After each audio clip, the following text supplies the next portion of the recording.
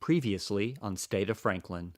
Now, this is based on the scientific principle. You put your finger in the hole, then you take a penny. So you put it right there, or you spin it around, I drop my penny.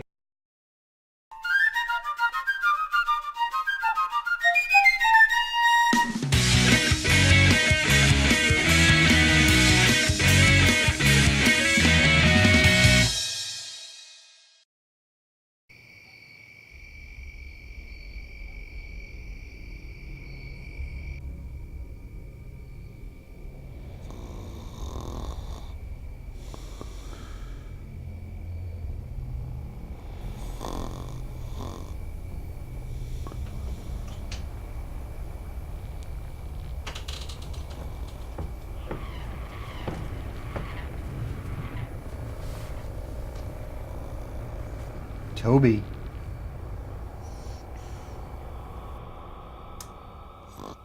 Toby. Oh, God. Oh, God. This is how I'm going to die, isn't it? When we turned in last night, you mentioned having work to do today. I was concerned that perhaps you had slept longer than you had intended.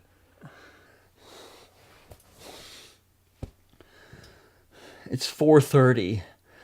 I don't have to get up until 6. What is your problem? You do not wake until 6?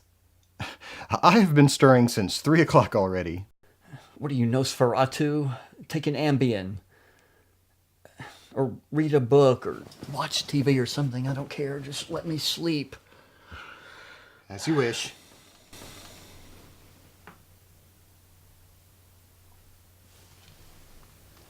I cannot put my finger on it, but your appearance is different. It's because my eyes are closed.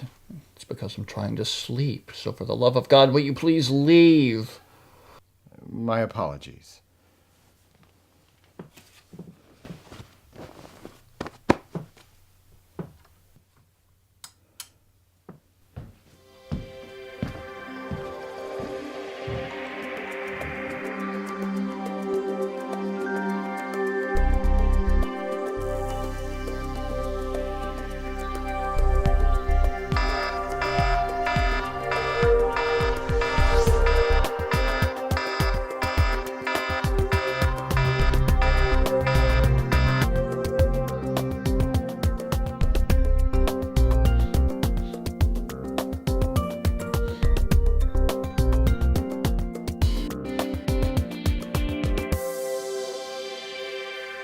I took the liberty of preparing us a breakfast. I hope that is agreeable.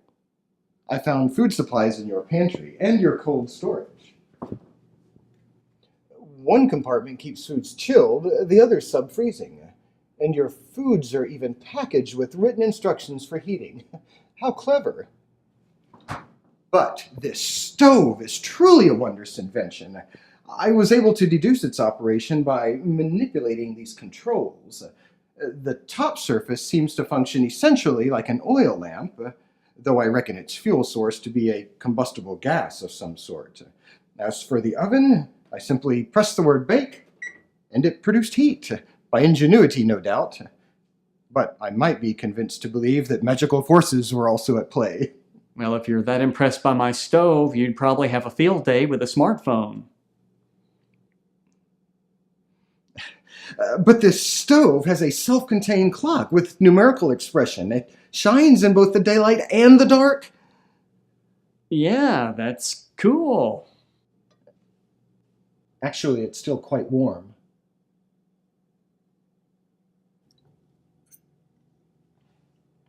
If I may be allowed to ask, what are the current terms of our agreement?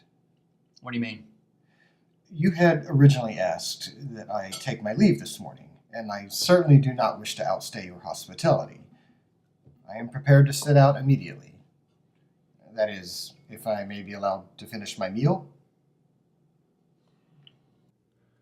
Yeah, I've been thinking about that. Maybe I was a little hasty in rushing you off. So if you need another day or two to plan your next move, I'm okay with that. Damn, these eggs are good. I see. Very well. And thank you. And if you need some clothes or a little money for a bus back to Philly or wherever, I'm happy to help you out.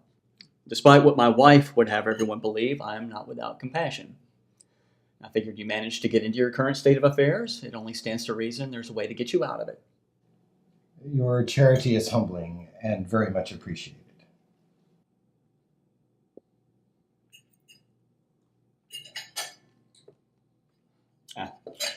I got to get dressed for work. Thank you again for breakfast.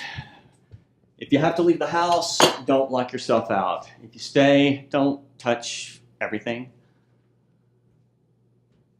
You don't believe I am who I claim to be.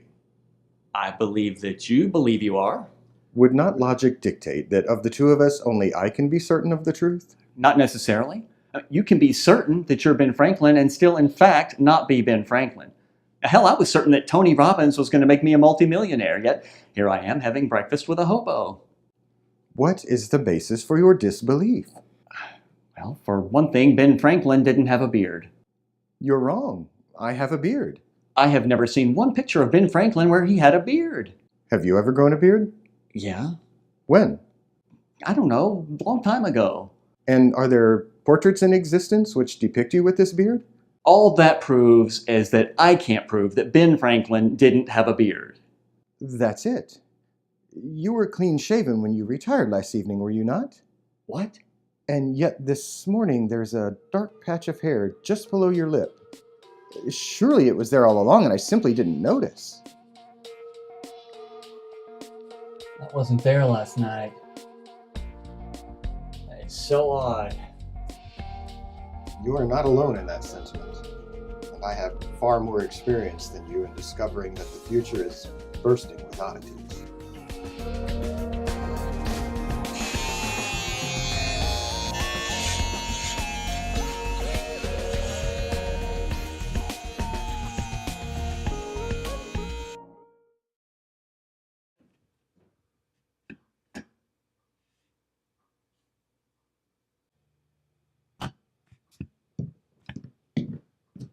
Okay, I'm gone. But I still see you. All right, Captain Literal, I'm leaving. Before you leave, you said people seek information on the internet. I thought I might conduct some research. Might you show me how that's done? Okay, I guess I've got 30 seconds to show you the entire internet. Okay. That's Google. What is a Google? You just type your question in there, hit return, gotta go.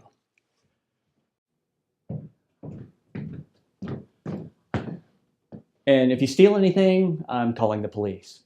Have a good day. Understood.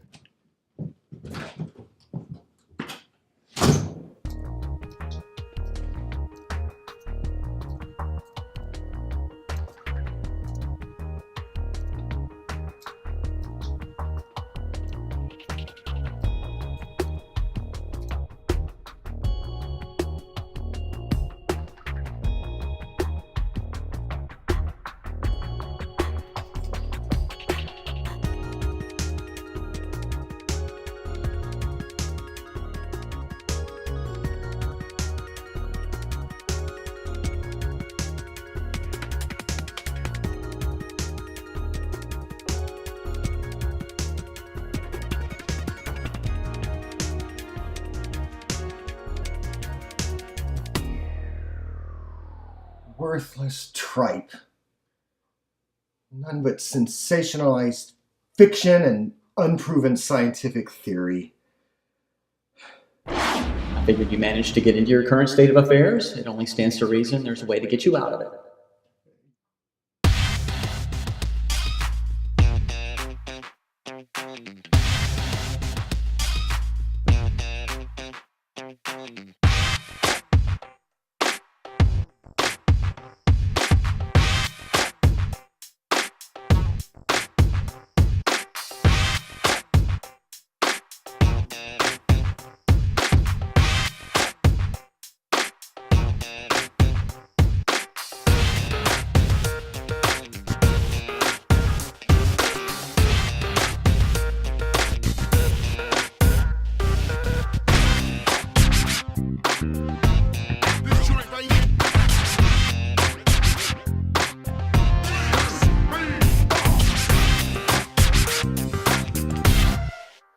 Hello?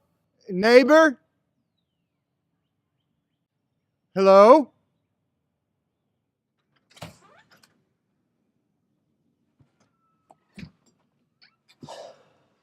Well, damn. If panhandlers are going door to door in your neighborhood, you might just be a redneck. What the hell do you want? Pardon me for disturbing you. I am an acquaintance of your neighbor, Mr. Hamilton. Yeah, that figures. You tell that asshole that I didn't break his friggin' weed eater. I can assure you I will deliver that message upon our next meeting. In the meantime, however, I was wondering where I might procure the proper materials for the construction of a kite. Do what? I'm seeking materials to build a kite. You want to build a kite? I believe I've said that twice already. A kite, huh? Who are you, Ben Franklin or something? Yes. Yes, indeed. I am Benjamin Franklin. Have we met?